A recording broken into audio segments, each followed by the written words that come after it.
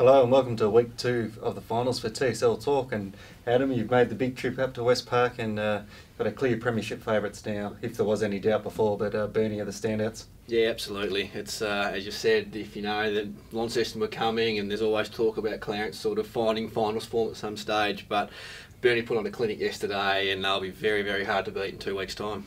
Launceston pre-game lost the captain Scott Stevens and the most dangerous forward, Adam Derbyshire. With those two back in, are there any chance of switching that result around, do you think? Look, possibly. They've proven they beat the. I know Burnie were missing a few players, and importantly Jason Laycock a couple of weeks ago when they knocked him off at Windsor Park. But the way that Burnie went about it was the most impressive, and they've still got a couple of handy guys possibly to come back themselves. So, look, structurally Derbyshire and Stevens are so important to them. They wouldn't have made the difference yesterday, but they'll give themselves a ray of hope should they get past Clarence this week. Probably Jay Bound's probably been the most consistent player of the season, but there's probably no doubt he's the most dominant player. When Jason Laycock's up and running, you saw him firsthand yesterday. He just dominates games, doesn't he? Yeah, look, he does. And he's just so hard to stop because, the way you see him go about it, he's a 6'8" guy who can get the ball on the ground as well. But he was the target of pretty much every kick in yesterday. And we spoke to both coaches after the game, and Brent Plant suggested he had 25 marks, and I think even Taylor suggested at least 20. So he was just such a focal point for them. He's got such a big frame that he's really hard to get around. And if he plays like that on grand final day, then that'll they're halfway home really. And then his tap work around the ground, which was a highlight even when he was in the AFL. No one can match him down here. So if you can come out 50-50 in him in that regard, then you probably take that, I reckon. And you really rated Nathan O'Donoghue's game the previous week against Clarence.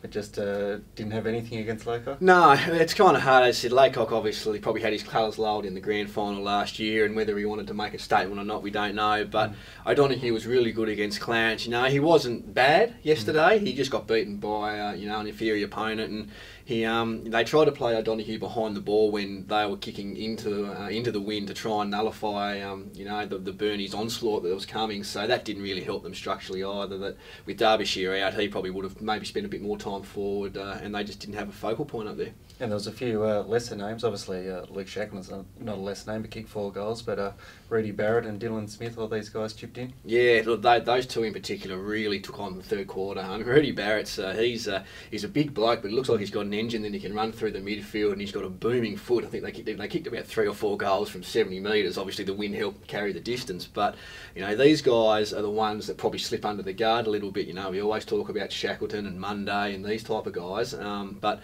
Trent McCrosson's another one. So these, the depth they've got in the midfield, and it's second to none. And we saw Clarence run over Lauderdale yesterday in a pretty tight game throughout. Lauderdale led for the first 3 quarters, but 6 goals to 2 in the last term saw the Roos get up. Is this a last kick from Clarence, or do you think maybe there's a chance that they can build up and push Launceston next week? On the form that they showed 2 weeks ago against Launceston, they'll go in as clear underdogs. As we talked about, I think for the last 3 weeks, we always expect Clarence to fight back at some stage, and they've done that. They'll probably get Savage back. You'd almost expect French to come in, so they'll be stronger on paper, but I still don't think they're playing well enough to get the job done when it matters next week. And Trent Standen was outstanding yesterday, kicked 6 goals. I think it was 2 in that last quarter to put them in front, and he's such a weapon for them. He is, yeah, he's the guy. And Launceston have a guy similar, I guess, in the Sonny Whiting, who's just been blanketed the last 2 weeks, and that's one area that Taylor will have to really look at. Alex Gilmore smashed Sonny down here 2 weeks ago, and then Darren Bannum took him to the cleaners on the weekend. So, if they can get him up and firing, he's very similar to Standen, but he's a pretty good mark for his size. He's so quick across the ground, and depending on what happens at the tribunal with Mitch Williamson, well, that'll probably affect him as well, I reckon. Yeah, it was almost the perfect stink on yesterday. It was Williamson come through with a swing forearm. It's going to be how hard he hit him and what impact.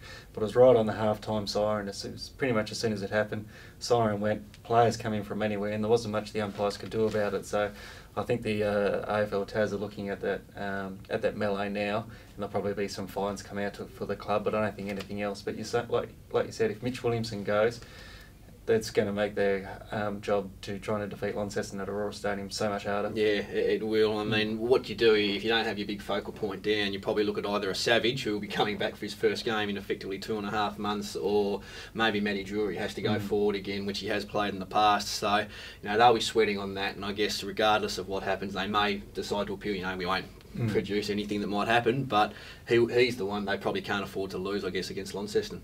Yeah, and Lauderdale would be delighted with their season. Made the finals and won their first final before going down yesterday to finish 4th.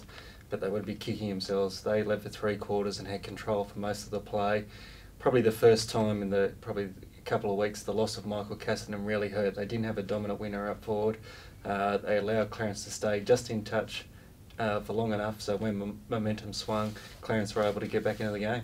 Yeah, that's obviously, the way it happened. Cassidy probably was going to hurt him at some stage, and it just happened to be this weekend. He's such an important player to their structure, and look, hats off to them. They've had an outstanding year, and you can say what they want about the stuff that goes on in the Twitter sphere and everything else, but they're coming. You get these guys back. Matty Smith, another big loss for them. Another year under their belts, and there's no reason why they won't be pushing for a top 3 spot, maybe top 2 spot next year. And it's great for the comp, to have 2 solid Eastern Shore teams, and hopefully the rivalry will continue in the years to come.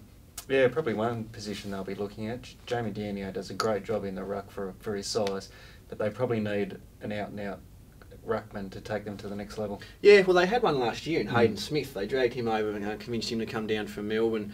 I think fitness he might have struggled a bit with this year, so he's probably the one they'd love to be able to get up and running, because he had a really good year last year as a bigger body. He's a sizable unit. If they can get him up to the standards they want of playing TSL footy, he's the one who can probably release Danio and lighten the load for him.